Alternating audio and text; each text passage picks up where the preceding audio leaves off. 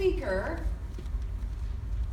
is a speaker and an author, and she is an intentional living expert. She has an incredible story that she's about to tell you, and so I'll leave it at that. And this is Ruthie Q. How's everybody doing today?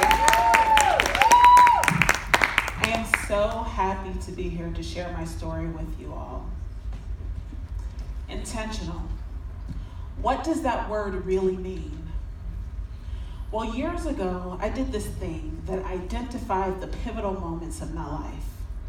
Overall, it calculated just how many days I had been on earth.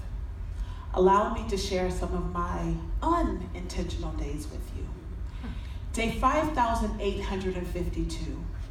After starting my search for love and coming up short over and over and over again, I came up with the master plan.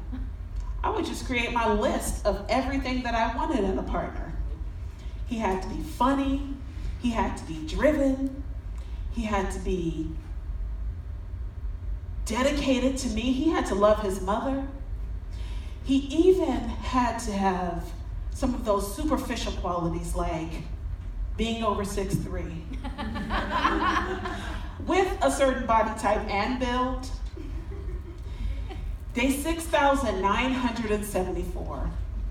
I tried marriage, and that particular one didn't work. But as many of us do, I stuck in there, even when it drained the life out of me. Day 8,159. I found myself in one of those relationships where he didn't quite see my value. And eventually, that relationship became one of those after hours relationships, you know, the kind that you only come together in the middle of the night. The kind where there's absolutely no way to prove to the world that you're actually together.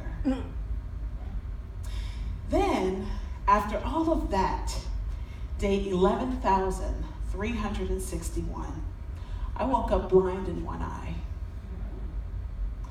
Followed by day 11,477, I was diagnosed with multiple sclerosis.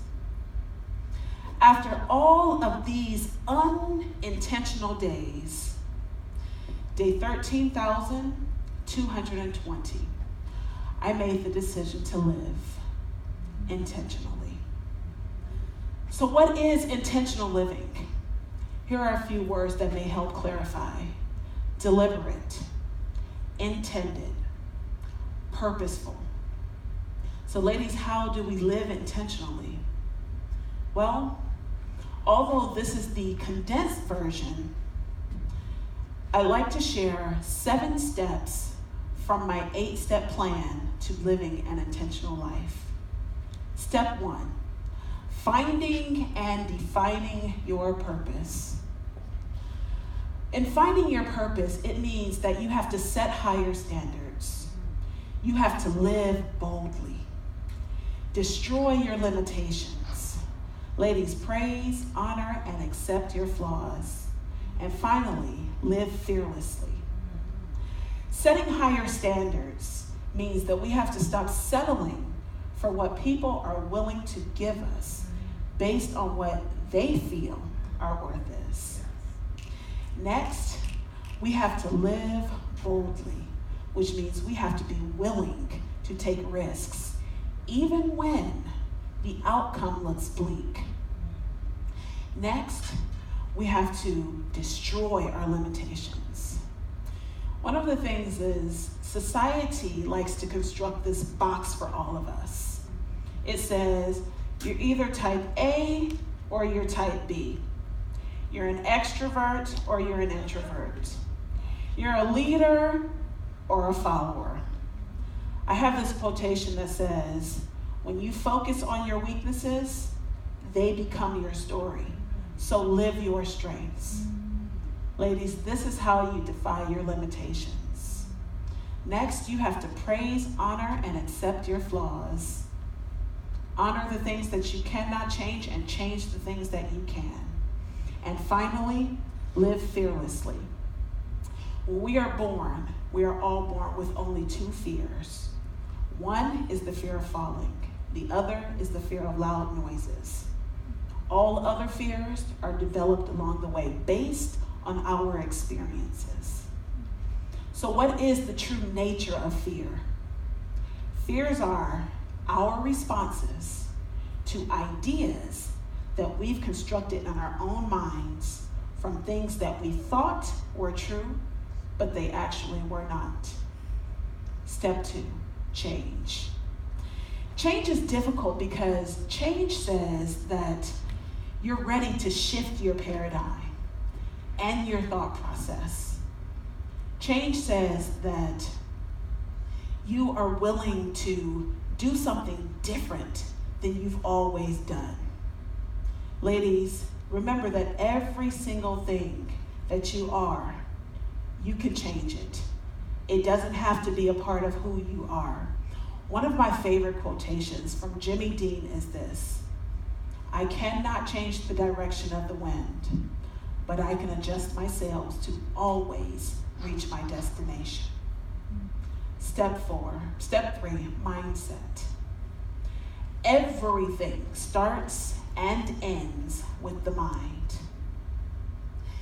You know, we get to a certain place in our lives where we feel like mindset is more linear and there's no change that can take place in our mindset. But with mindset, there are always positives as well as negatives. Let's take a look at some of the positives. A winning perspective is a positive mindset. Learning is a positive mindset. Success and positive self-esteem. Same mind, but conversely, let's take a look at some of the negatives. Stress is a negative mindset. Poverty is a negative mindset. Low self-esteem is a negative mindset because it says we haven't yet learned our value. And, ladies and gentlemen, seeking the approval of others is also a negative mindset. Step 4, self-power. No more sitting on the sidelines waiting to get in the game, ladies. Mm-hmm. Everything that you are and everything that you're supposed to be, you were born with it. And I'm not talking about skill. I'm talking about your innate abilities, who you are to your core. You were born with it. Self-power is about owning everything in your life. It's about owning your circumstances, owning your frustrations, owning your passion, owning your peace, owning your love, owning your growth and your mindset, owning your purpose, and ladies, owning your life. Step 5, confidence. When we're born, we feel like we can achieve anything. There is absolutely nothing off the table. We speak it and we believe it. But then somewhere along the way, other people's ideas, fears, doubts, and opinions get in the way. And then someone introduces their tea to your can. They marry and become can't. Self-power and confidence is about going back to your roots, who you are, and believing in your own abilities confidently. Step 6, growth. Growth is going beneath the surface and extracting those deep-seated behaviors and those character traits. The ones that tell us, well, these are just the cards that I was dealt, or this is just who I am. Or one of my personal favorites, it is what it is. No. Growth is the art of no longer just living while waiting on someone else to validate you. It's about learning from your past mistakes and not holding on to them. Step 7, reflection. Reflection is one of my favorite things because reflection is one of those things where it allows you to pinpoint those red flags in your life, those areas where we're stagnant, we're unproductive. But also, reflection creates a platform for you to be able to identify those principles that you're living by. But it also gives you the opportunity to develop new principles. Ladies, these 7 steps will change your perspective on life. They changed my perspective, and they allowed me to become unstuck in my life. But they left me with one thing left to do. My eulogy. My eulogy to my past. May I share it with you? Yes. As I think back, my experiences with you were exactly what I needed at the time. After all, they were all that my mind could fathom. The only problem is, I didn't know that you were toxic at the time. You offered small rewards and small victories, but you never made me feel like I was enough. You stripped me of my confidence so that I depended on what other people thought of me to define who I was. You were bold, and you never made excuses for the chaos that you caused. You didn't see my future to recognize that I was supposed to impact the entire world. Remember that time when I was 16 years old and you told me that the world would be better off if I were not here, and you tried to get me to take my own life? I now know what you were trying to do. You were trying to steal my purpose. But not only were you trying to steal my purpose, but you were trying to steal the purpose of my son Dante, my daughter Jacqueline, and my son Micaiah. I guess your thinking was, if you take me out, you hit the jackpot because you steal their purpose too. It was a clever plan, but it didn't work. So now, as I say goodbye to you, my past, I want to thank you. I want to thank you for what you did do. You taught me that I had value. You taught me to be persistent, determined.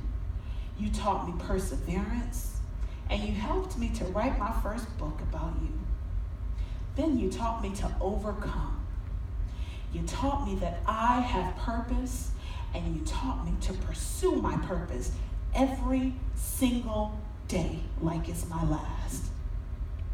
Your lessons were truly invaluable. But now, as I leave you behind and I step into my future, just know, we could have been great back then. I won't miss you, but I will often think of you as a reminder that chaos breeds when you are not intentional about your goals. I forgive you. You didn't know any better, but guess what? I got my goals on lock now. And the question is not who's going to let me, it's who's going to stop me. Thank you. Oh yeah.